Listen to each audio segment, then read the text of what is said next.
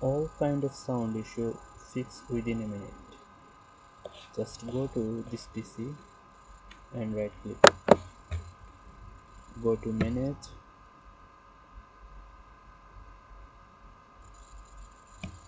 and go to device manager here and go to sound, video and game controller and uninstall this like Intel display audio and Realtek high definition audio like this. Right click here on the top of it and make install here,